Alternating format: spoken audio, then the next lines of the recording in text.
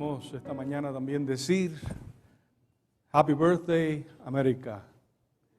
Estamos celebrando, si la cuenta está bien, 246 años de esta nación americana. Y creo que es algo digno de celebrar y de mencionar porque tenemos que agradecer a Dios, debemos ser agradecidos a Dios por esta tierra, por este país, ¿verdad? Y porque este también es un tema profético y hay principios bíblicos envueltos que deben ser reconocidos, porque este es un país, es una tierra con fundamentos bíblicos, no siempre bien aplicados, hay errores también, pero es un país que ha gozado de la bendición de Dios, está en la profecía. Dice el libro de Apocalipsis 12:16, dice, la tierra ayudó a la mujer. Y se refiere precisamente a la fundación de este país. Ahí entra este país, este gran país, esta gran potencia del último tiempo, con cosas muy lindas y especiales, entra en el escenario histórico y profético. La tierra ayudó a la mujer, la tierra es este continente, este país. La mujer es la iglesia. Aquí la iglesia encontró refugio de la persecución. Llegaron acá los perseguidos, buscando refugio, buscando hacer su vida, buscando libertad.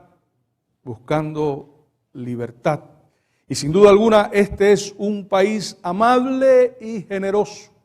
Tenemos que reconocerlo.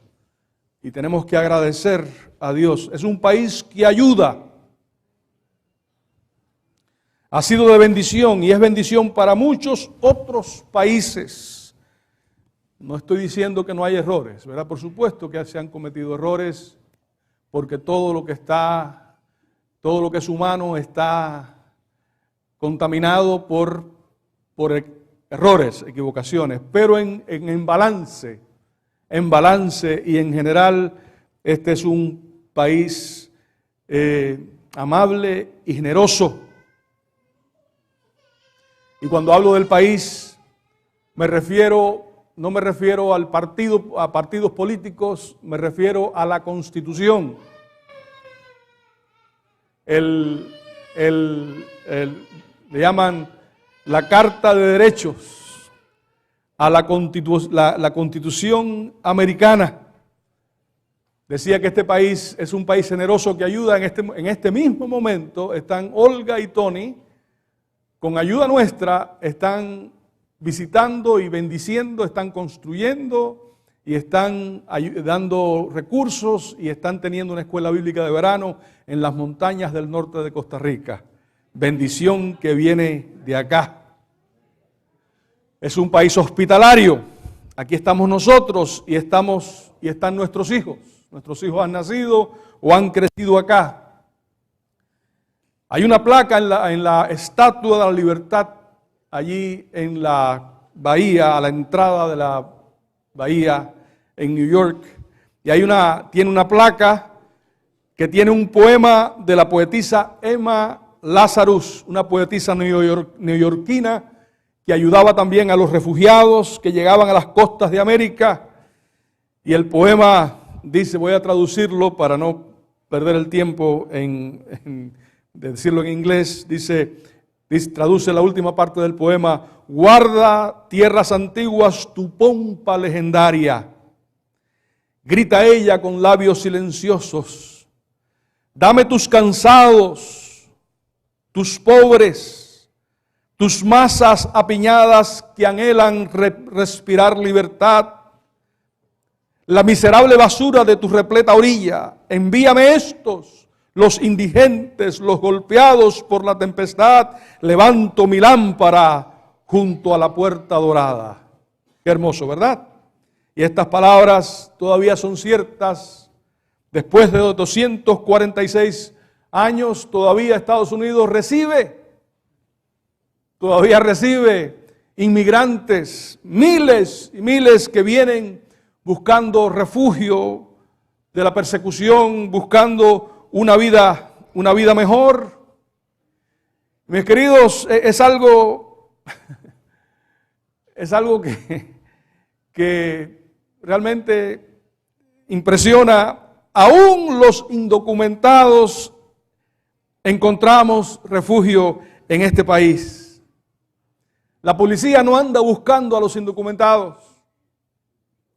La policía ha detenido a indocumentados por una infracción, no lo ha detenido, sino que les ha dado un ticket, una multa, una citación por un accidente o por alguna cosa, por manejar sin licencia. Hasta hace poco tiempo aquí un indocumentado podía tener su licencia de manejar, hasta hace un tiempo atrás, unos años atrás.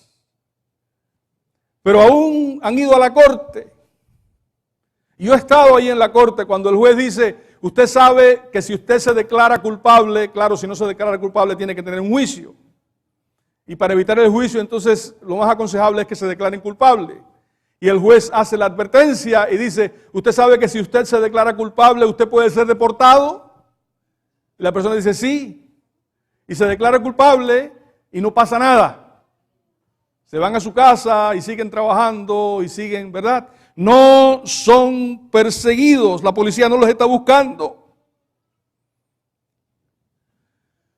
Yo no puedo olvidar cuando en el año 1980 llegamos acá a este país con mi esposa y la familia de mi esposa, vinimos en barco. El mar estaba inquieto, habían grandes olas. Y a mitad, en la trayectoria, yo creo que ya llegando, nos asustamos porque vino un helicóptero de la Guardia Costera. Y cuando sentimos el ruido que hace el helicóptero, y vino y nos echó aire y movió el agua y se paró al lado nuestro, hacia el lado del barco, y yo dije, aquí ya estamos muertos, vinimos a morir al mar. Y el barco, se detuvo el barco y el helicóptero, nos hablaron del helicóptero en español y nos dijeron, ¿están todos bien? ¿Hay algún enfermo? ¿Necesitan algo? Hicieron señas que estamos bien y el helicóptero se fue y seguimos camino. Y cuando llegamos a Cayo Hueso, aquí West, habían allí guardias. Y yo dije, aquí nos van a meter preso ya. Habían guardias que nos recibieron y nos decían, welcome to America. Bienvenidos a los Estados Unidos. Y habían gente que nos daban agüita y nos daban refrescos y sándwiches. Y nos dieron dinero para tomar un bus. El Greyhound. Mis queridos, yo decía, ¿qué es esto? ¿Qué es esto? Llegamos sin nada. Sin nada. Solo con la ropa puesta, ni siquiera equipaje. No puedo olvidar el impacto que causó en mí y que causa sobre los inmigrantes llegar acá. Creo que fue esta semana pasada que la Corte Suprema de los Estados Unidos reafirmó que toda persona, todo inmigrante que llegue, toda persona que llegue a las fronteras de Estados Unidos, tiene derecho de presentar su solicitud de asilo. Y si la persona tiene temor justificado de regresar a su país por alguna razón religiosa, política, por lo que sea, que puede justificar ante el juez, esa persona por ley debe ser recibida acá. Y esto cambió una póliza que había a causa del COVID, de que los inmigrantes que llegaban tenían que esperar en México, le llaman Stay in Mexico, se llamaba la póliza, debían esperar en México, pero la Corte Suprema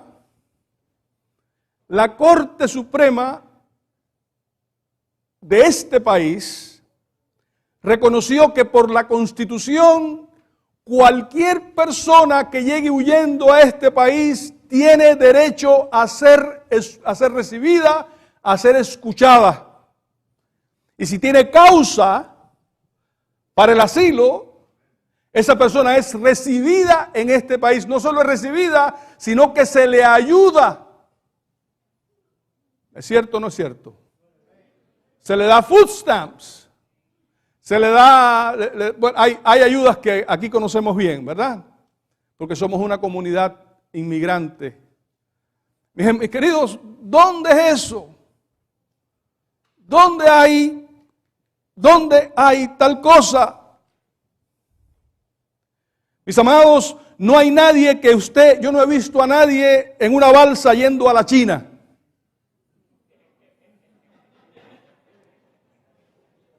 No he visto caravanas de inmigrantes yendo a Rusia. No he visto a la gente jugarse la vida en el Darién para ir a Corea del Norte. Mis queridos, este es un país bendecido porque es un país de libertad. Aquí hay libertad. Claro que la libertad está garantizada, queda de nosotros aprovecharla. Y la libertad trae prosperidad. A mí me da pena me da lástima cuando veo estas personas humildes que vienen en estas caravanas y los periodistas le entrevistan y dicen, ¿y usted a qué viene acá? Y dicen, bueno, yo lo que quiero es trabajar. Yo lo que quiero es trabajar para mantener mi familia. Y lo dicen de buena fe. Lo dicen con sanos, ¿verdad? Sin embargo, esa no es razón para asilo. No se están aceptando inmigrantes económicos, pero sí se están aceptando inmigrantes que vienen en busca de refugio. Mis amados, y la gente viene acá porque hay prosperidad, y hay prosperidad porque hay libertad. El derecho a todo ser humano de ser libre, de ser tratado igual ante la ley, es algo que es fundamental en este país y que está inspirado en la palabra de Dios. La libertad está garantizada por la Constitución y eso refleja la intención de Dios, el propósito de Dios. Y Estados Unidos cumple un propósito profético y ha sido de bendición para la iglesia. Se cumple la profecía otra vez cuando dice, la tierra ayudó a la mujer. La libertad de expresión, la libertad de prensa, la libertad de asamblea. Nos podemos reunir aquí libremente a cualquier hora. La libertad de asamblea, el derecho a reclamarle al gobierno, la separación de poderes, las elecciones. Todo esto son cosas preciosas que gracias al Señor hasta ahora disfrutamos. Había un americano que le estaba enseñando a un cubano, le estaba dando un tour por la capital, por Washington. Y el americano le dice al cubano, mira, te voy a dar una muestra aquí de la libertad que hay la libertad de expresión, la libertad política que hay en este país. Y lo llevó enfrente de la Casa Blanca, allí en esa acera que hay un parque enfrente, y ahí hay turistas y tomando fotos, y se pararon enfrente allí de la cerca de hierro de la Casa Blanca, y el americano comenzó a gritar hacia la Casa Blanca, Biden, corrupto, Biden, sinvergüenza, Biden, mal presidente, Biden, tú eres socialista. Y comenzó a decirle cosas a Biden, Biden, ¿por qué no te retiras ya? Y la gente lo miraba con raro, ¿verdad? ¿Qué le pasa a este? Pero nada pasó. Y le dice el americano al cubano, dice, ya ves, aquí hay libertad. Yo puedo decir aquí lo que quiera del gobernante y no pasa nada. Y el cubano le dice, en Cuba se puede hacer lo mismo. Lo mismo se puede hacer en Cuba. Así, de verdad, sí. Mira, vamos conmigo allá y yo te voy a enseñar. Y el americano fue con el cubano allá a Cuba. Y llegaron enfrente del Palacio de la Revolución. Y dice, el cubano le dice, ahora vas a ver, le dice ahora vas a ver. Y empieza a gritar, Biden, sinvergüenza.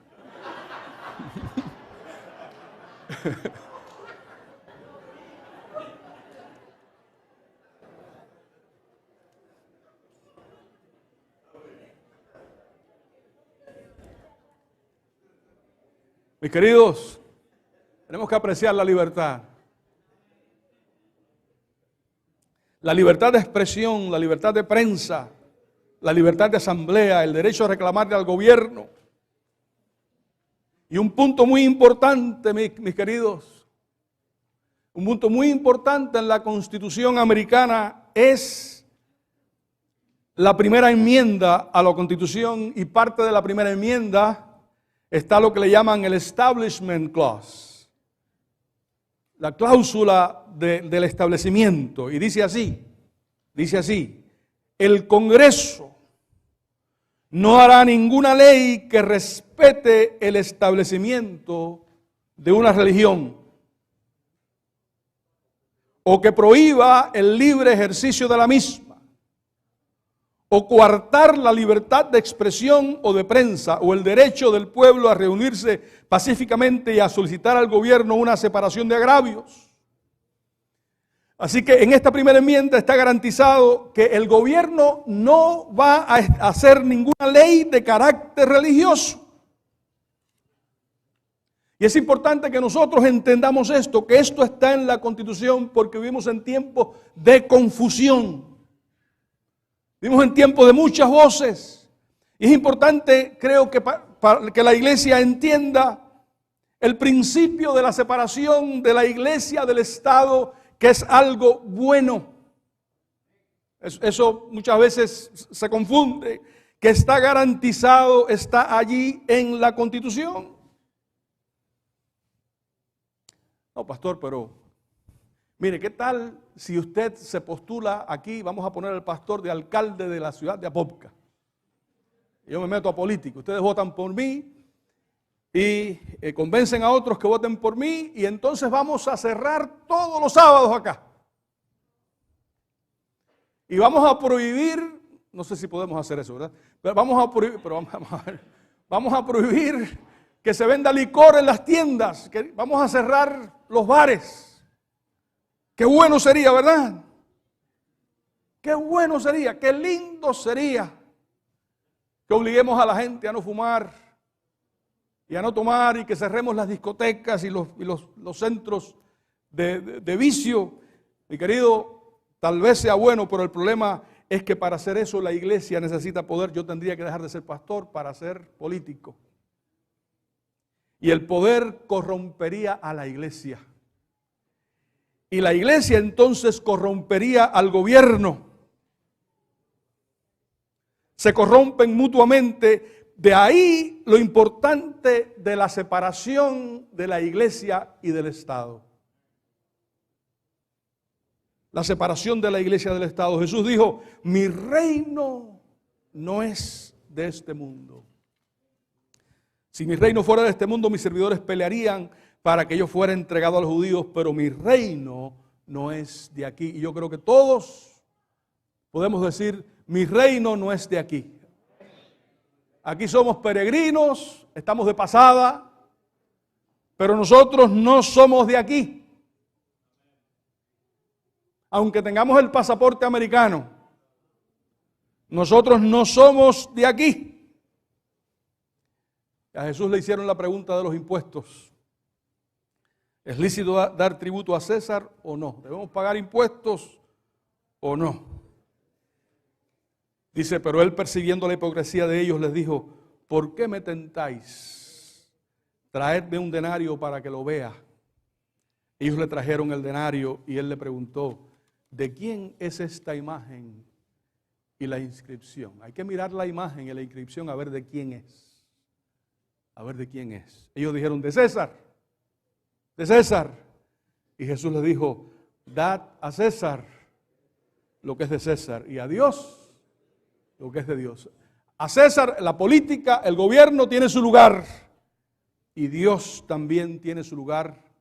Y Dios está por encima, la ley de Dios está por encima de todo eso, pero hay una separación y debe haber una separación completa. Dice la sierva de Dios, cuando la iglesia primitiva se corrompió al apartarse de la sencillez del evangelio y al aceptar costumbres y ritos paganos, perdió el espíritu y el poder de Dios. Y para dominar las conciencias buscó el apoyo del poder civil. El resultado fue el papado. Es decir, una iglesia que dominaba al poder del Estado y se servía de él para promover sus propios fines y especialmente para extirpar la herejía. Noten lo que dice el Conflicto de los Siglos, página 426. Dice, siempre que la iglesia alcanzó el poder civil,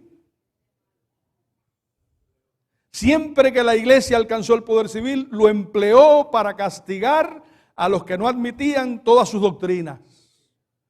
Las iglesias protestantes que siguieron las huellas de Roma, al aliarse con los poderes mundanos, manifestaron el mismo deseo de restringir la libertad de conciencia. La separación de la iglesia y del gobierno está en la Constitución y es importante, no nos dejemos confundir. No nos dejemos confundir. Es más, dice la sierva de Dios, que el pastor que se mete en la política debe ser despedido. Dice, los que enseñan en la iglesia o en la escuela y se distinguen por su celo en la política, deben ser destituidos sin demora de su trabajo y responsabilidades porque el Señor no cooperará con ellos.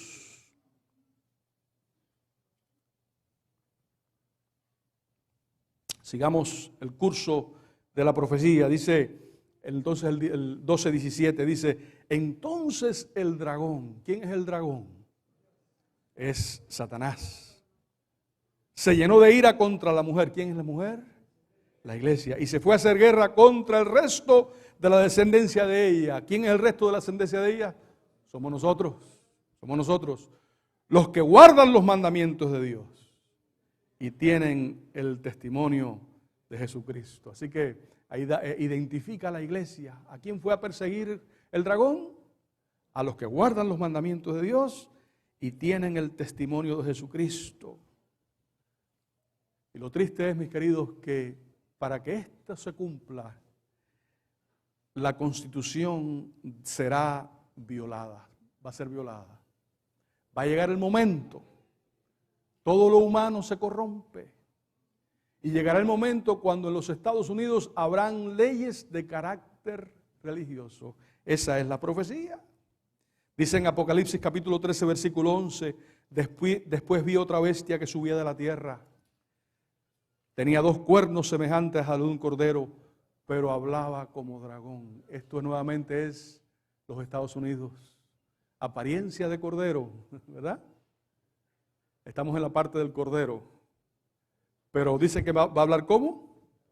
Va a hablar fuerte, a hablar como dragón. Dice, ejerce toda la autoridad de la primera bestia. La primera bestia es el papado, en presencia de ella, y hace que la tierra y sus moradores, los habitantes, adoren a la primera bestia, cuya herida mortal fue sanada. Llega el momento que Estados Unidos hace que la gente adore a la primera bestia o al papado. La profecía, dice el versículo 15, se le permitió infundir aliento a la imagen de la bestia para que la imagen hablara e hiciera matar a todo el que no la adorara. Eso está en el futuro todavía. Y hacía que a todos, pequeños y grandes, ricos y pobres, libres y esclavos, se les pusiera una marca en la mano derecha o en la frente, y que ninguno pudiera comprar ni vender, sino el que tuviera la marca o el nombre de la bestia o el número de su nombre. Para que esto ocurra tiene que haber legislación de carácter religioso. En otras palabras, la constitución debe ser torcida, debe ser doblada, debe ser cambiada.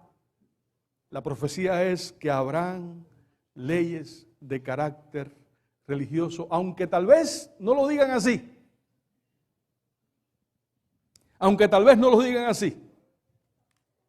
Dice Conflicto de los Siglos, página 427, cuando las iglesias principales de los Estados Unidos, uniéndose en puntos comunes de doctrina. ¿Cuáles son los puntos comunes de doctrina?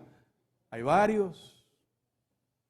Uniéndose en puntos comunes de doctrina, influyan sobre el Estado para que imponga los decretos y las instituciones de ellas, entonces la América protestante habrá formado una imagen de la jerarquía romana y la inflicción de penas civiles contra los disidentes vendrá por sí sola.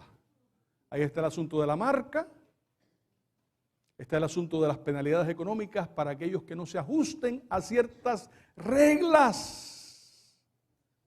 Y esto ocurre cuando la iglesia alcanza el poder político.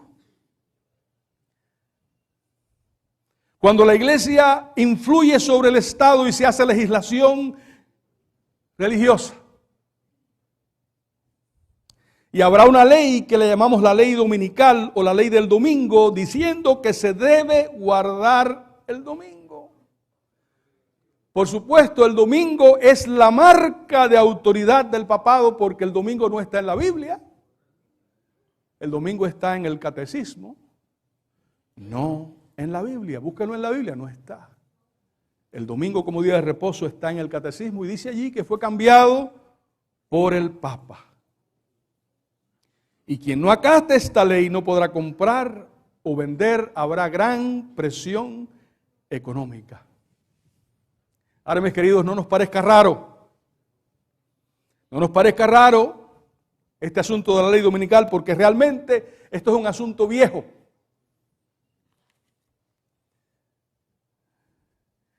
Por ejemplo, George Washington, el primer presidente de los Estados Unidos, fue detenido en el año 1789, fue detenido en Connecticut cuando viajaba a New York por viajar innecesariamente el domingo. Y solo lo soltaron para que fuera al próximo pueblo. Él prometió que llegaría al próximo pueblo y ahí se quedaría. Estaba violando la ley dominical en el año 1789. En el año 1882, Willie White fue llevado preso en Oakland, California, por operar la imprenta de la Pacific Press, una imprenta en domingo. Lo llevaron preso y le pusieron una multa. ¿Les sorprende esto a ustedes? A mí me sorprendió estudiar esto y investigarlo. En el año 1886, el pastor Scholes de Arkansas fue enjuiciado. Lo llevaron preso y lo enjuiciaron. ¿Saben por qué? Por pintar la iglesia el domingo. ¿Están oyendo ustedes? La sentencia fue, le dieron a escoger entre multa o cárcel. Él escogió cárcel. Estuvo días en la cárcel. El caso llegó a la Corte Suprema de Arkansas. Y en la Corte Suprema de Arkansas, el pastor Scholes perdió. Perdió. Esta tarde, si alguno está interesado, a eso de las 7, no tengo mucho tiempo de hablar acerca de esto ahora, pero si alguno quiere y puede esta tarde sobre las 7, yo voy a estar aquí y podemos hablar más acerca de esto. y andar un poquito más en la historia. Ahora no hay tiempo para eso. Pero también en el año 1891 en Tennessee, al hermano King, un hermano adventista, lo llevaron preso por arar en sábado, en domingo. Dice que más de 100 adventistas del séptimo día en los Estados Unidos fueron enjuiciados por trabajar el día de domingo, resultando en multas. Y hubo un caso de Maryland que fue a la Corte Suprema de los Estados Unidos en el año 1961. Hubo un caso de Maryland que fue a la Corte Suprema de los Estados Unidos. Y este fue el fallo. El presidente del Tribunal Supremo, Warren, también sostuvo que estas leyes, la ley dominical, no violaban la igualdad de protección y las garantías del debido proceso de la 14ª enmienda, porque las leyes fueron diseñadas con el propósito puramente secular, ¿están oyendo?, de mejorar la salud, seguridad, recreación y bienestar general de los residentes del Estado. Así concluyó el Warren, el presidente de la Corte. El propósito y efecto actual de la mayoría de ellos, de estas leyes, es proporcionar un día uniforme de descanso para todos los ciudadanos. El hecho de que sea domingo, un día en particular, de particular importancia para las sectas cristianas dominantes, no impide que el Estado logre sus objetivos seculares. Y de hecho, los sindicatos y mucha gente ha estado a favor de estas leyes, que todavía hay 28 estados en los Estados Unidos que ahora mismo tienen lo que le llaman blue laws o leyes dominicales.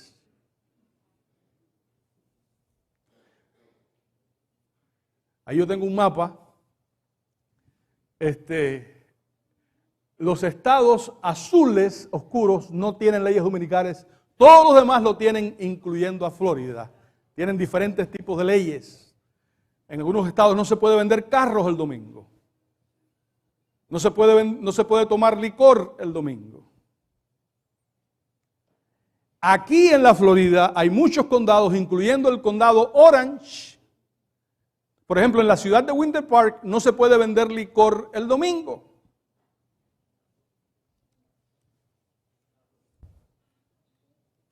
Aquí tengo un artículo del Orlando Sentinel que dice así: Winter Park has some of the most unique blue laws. Winter Park tiene una de las leyes blue laws, de las leyes azules especiales.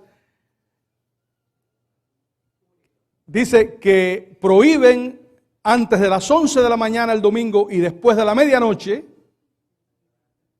prohíben la venta de licor. Esas leyes están, así que no es un asunto raro.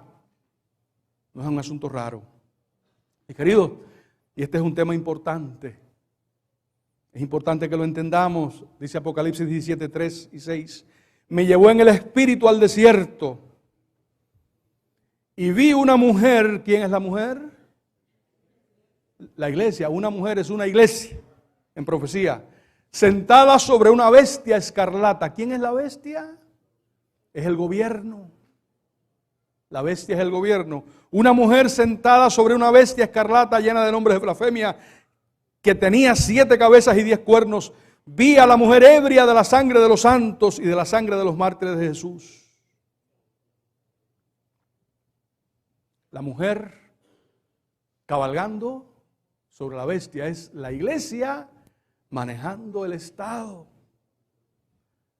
La iglesia teniendo control del Estado. Voy a leer en Apocalipsis capítulo 13, versículo 15. Se le permitió infundir aliento a la imagen de la bestia para que la imagen de la bestia hablara e hiciera matar a todo el que no la adorara.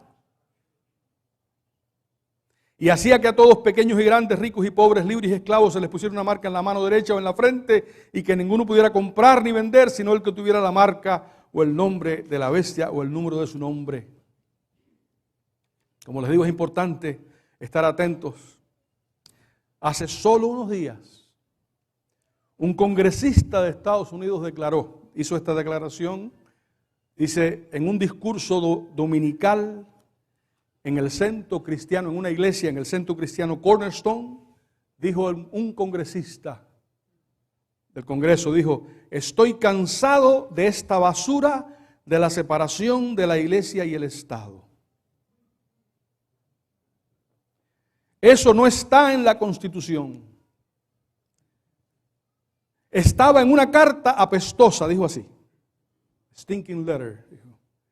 Y no significa lo que dice que significa. Dijo ganándose el aplauso de la audiencia. Mis queridos, antes de unirnos al aplauso,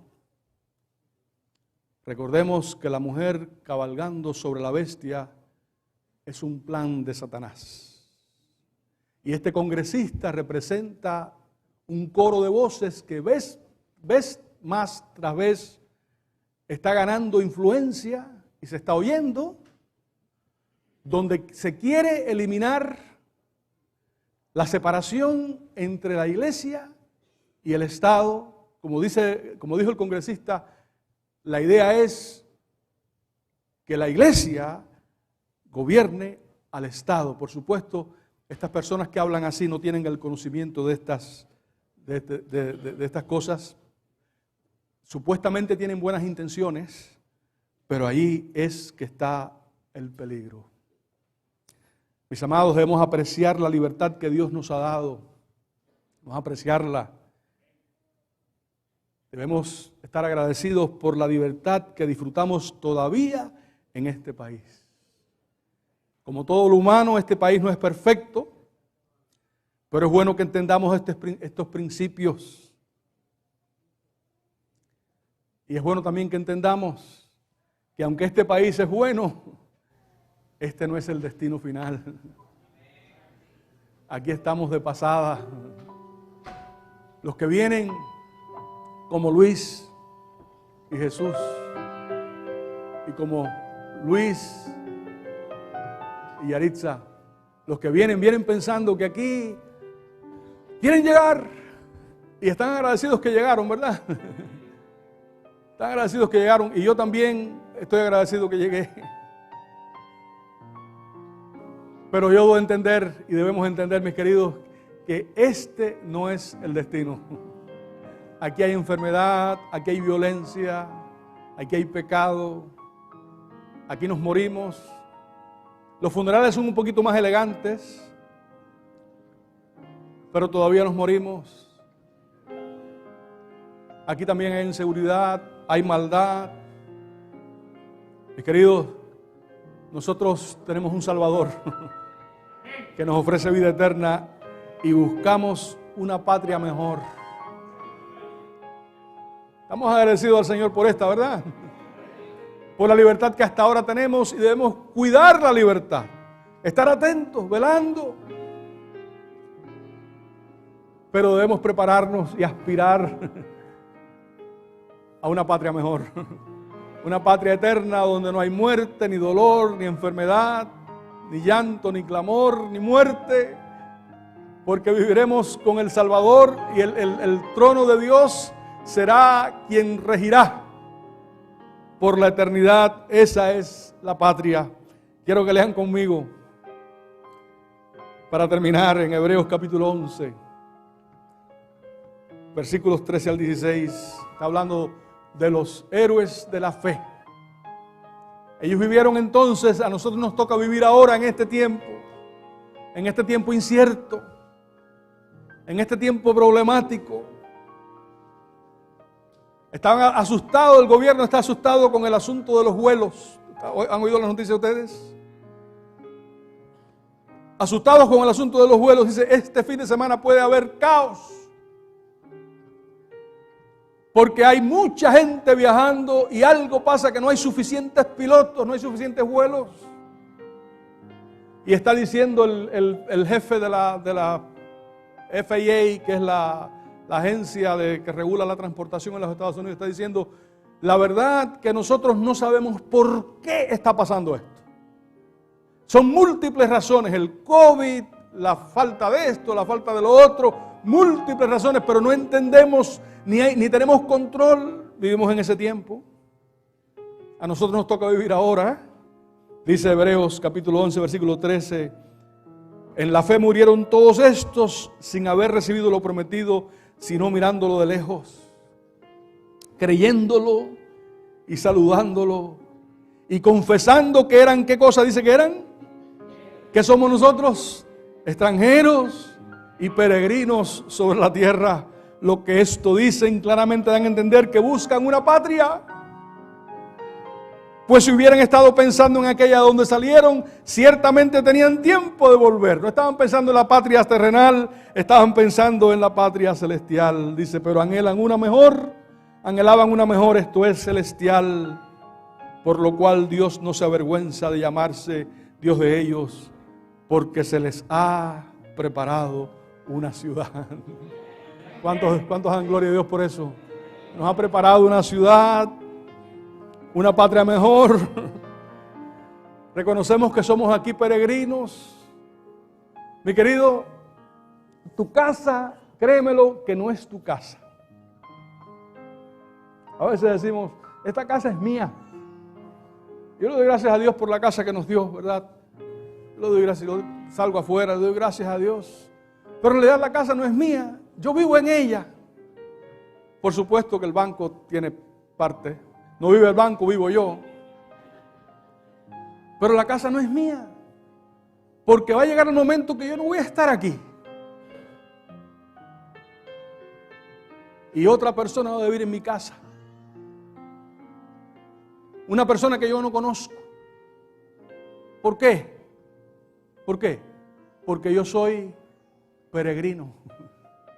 Estoy de pasada. Y mi casa, gracias a Dios por la casita, pero esa no es mi casa. Mi casa está en el Señor. ¿Quieres ir allá? ¿Quieres poner tu vista allá? Tu confianza allá en el Salvador Jesús, que es más poderoso que todo el COVID y que Rusia y que los misiles, es más poderoso que todo y pronto vendrá a liberarnos. ¿Quieres confiar en Jesús? Quiero invitarte a entregar tu vida a Jesús. Entrega tu vida a Jesús. Confía en Jesús. Él está contigo, Él estará contigo y te llevará a esa patria mejor, donde habrá perfecta libertad. Perfecta libertad. Sin pecado, perfecta libertad. Que Dios te bendiga.